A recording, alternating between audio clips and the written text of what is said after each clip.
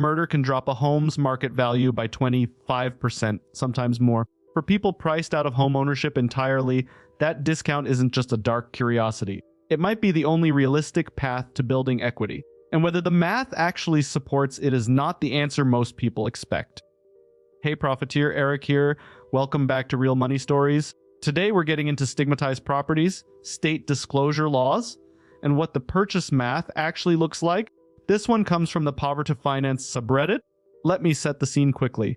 The original poster is watching news coverage of what they describe as family annihilators, murder, suicides, and violent home invasions. And they're wondering what happens to those houses afterward. It's a dark question on its face, but underneath it is a genuinely practical one. Here's the situation. Let me read it to you in their own words.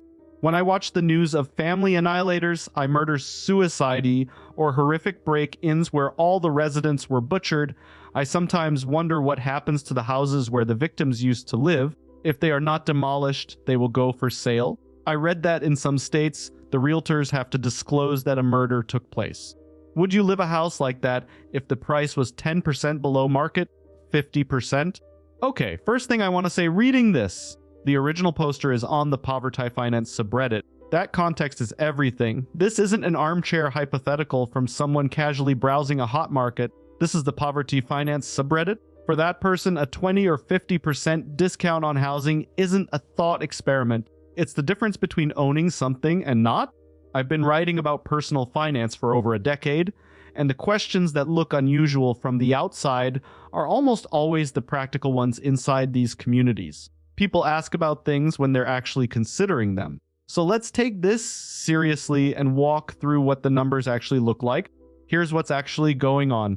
The real estate industry has a name for these properties. They're called stigmatized properties, and the discount is real and documented. Academic research finds that homes where a homicide occurred typically sell for 10 to 25% below comparable properties in the same area. Not usually 50%, but significant. In a $400,000 market, 25% off is $100,000. That's real money for anyone, but especially for someone in the povertyfinance subreddit.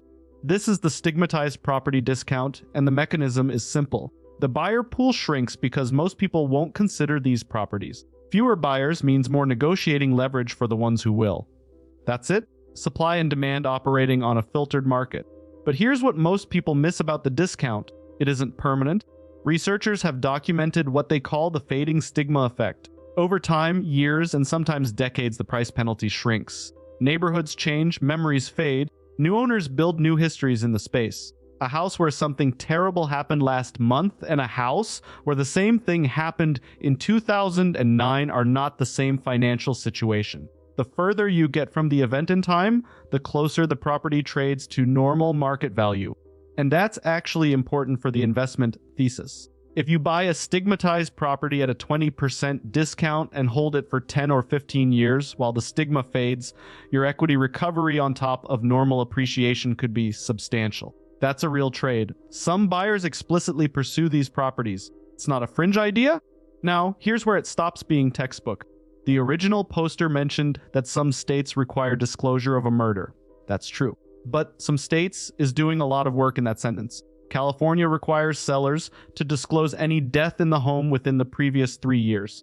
A handful of other states have similar requirements. But in many states, no mandatory disclosure exists.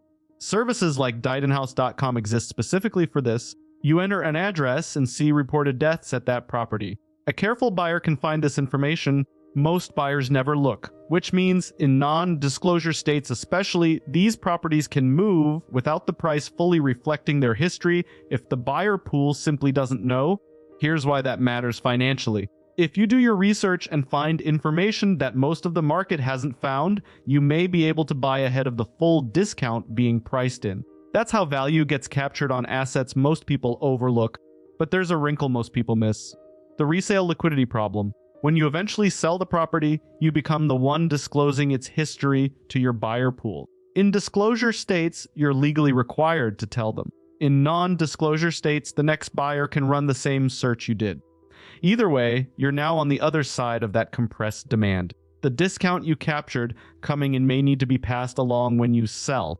The investment math shifts dramatically depending on your time horizon. Long hold, 10 to 20 years, and the fading stigma effect may have done most of its work by the time you sell. A short hold, 2 or 3 years, and you're potentially offering your next buyer the same discount you captured.